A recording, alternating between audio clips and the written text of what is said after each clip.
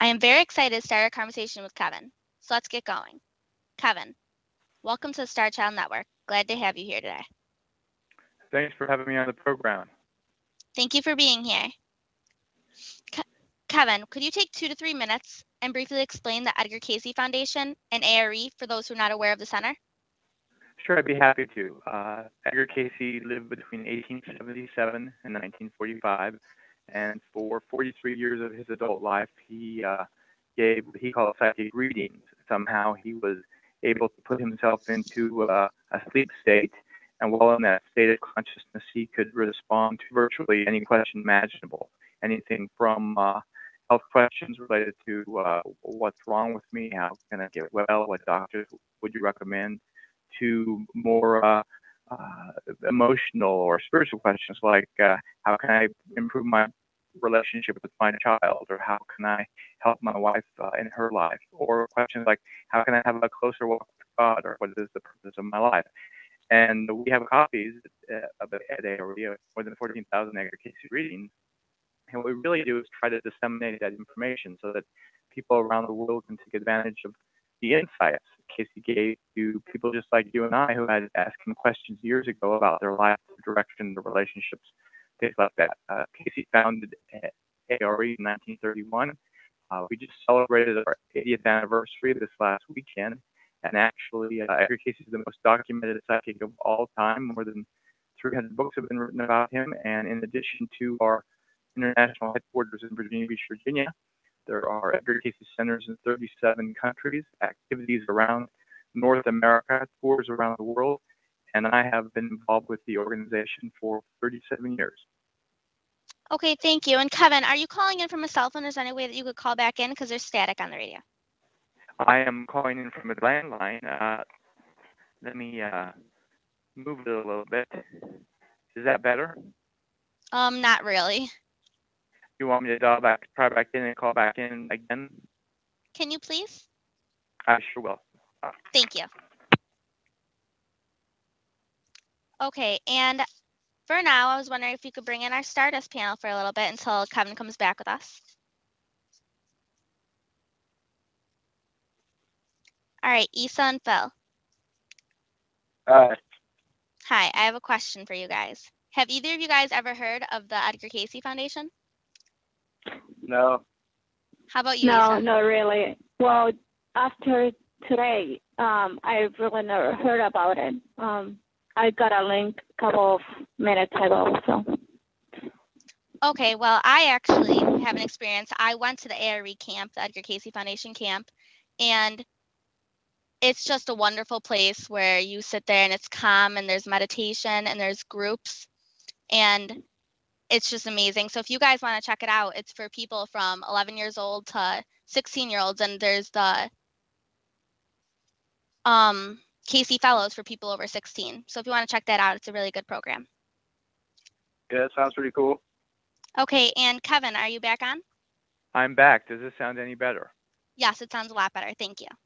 Okay, great. Okay, and is there anything that you want to finish up on before we move on? Well, I heard you mentioning A.R.E. camp when I got back on the line. As you know, especially, we have a wonderful camp program. The camp celebrated its 50th anniversary last year, and it is just a great way for people to come either as just young people or with their families or as young adults, and a great way to get away from the modern world and get back to basics and have a experience with the Cayce material, the diet, and interacting with other young people. Yes, I agree. I love it there. I love just getting away from my life at home and going there and finding my inside self more. Absolutely. Okay, and I have a question. If our listeners are trying to prepare for the new age, what do you feel are the primary ways to do this? Well, there's many things each and every one of us can do. And I'll give some examples. Okay. Lot of young people, for example, talk to me about how they're really interested in there being peace on Earth, or they're really interested in us learning how to get along as a country, or as a society, or as a globe.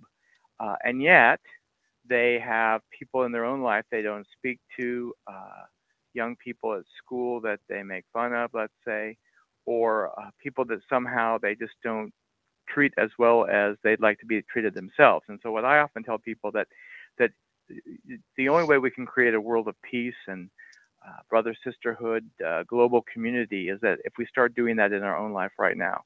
So one example would be if there's someone we haven't spoken to, or someone we make fun of, or someone who we're kind of mean to, we really need to try to improve our relationships with those people, because Edgar Cayce would say that until we actually can feel unconditional love for every single person we come in contact, we really haven't gotten the idea of what we're supposed to be doing here. And really, what we're supposed to be doing here is to somehow bring spiritual laws, love into the earth. That's the purpose for being here. Okay, So that's great one info. example. Thank you for that. And Kevin, I would like to dedicate this show to preparing for the new age or individual evolution into the Christ consciousness. I know that Edgar Cayce did not really talk about 2012, but he talked about the age of purity, the global consciousness, and spiritual consciousness. Can you explain on these topics for us?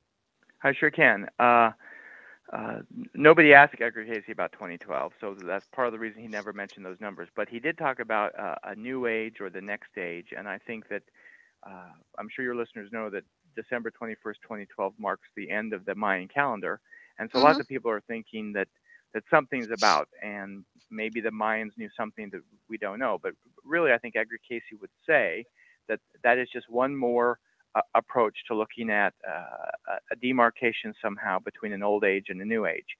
And the new age we're entering into, Cayce would say, is really going to be known for several things.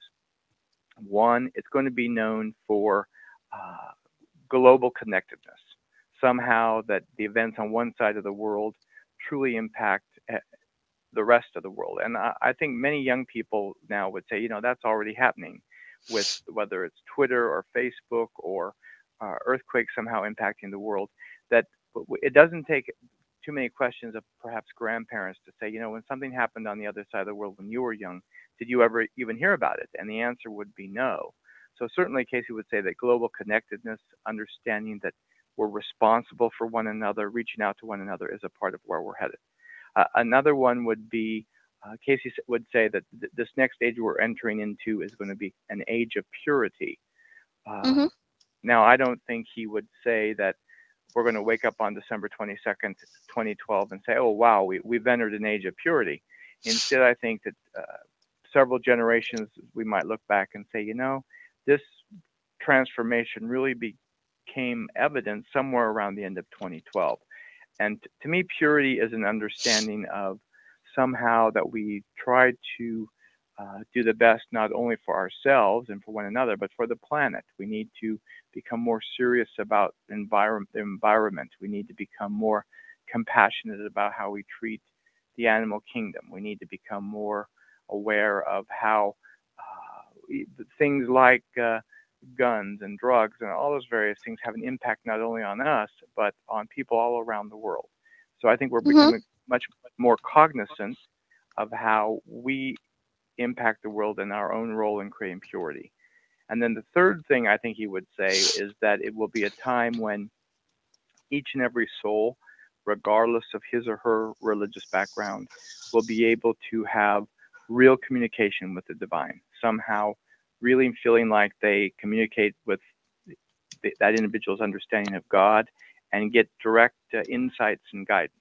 So those three things: global connectedness, purity, and a connection to divinity are really the age we're heading into. And I think it's going to become very evident in many, many people's lives, perhaps in the next generation. Okay, thank you. And we will be right back after this ID break.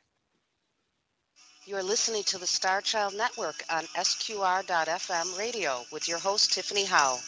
Please join us each Sunday at 5 p.m. Eastern Time as we begin to empower our youth with love, light, and knowledge, guiding them to their heart center and providing a clear path to have a planet full of wonder, excitement, and self-mastery of life.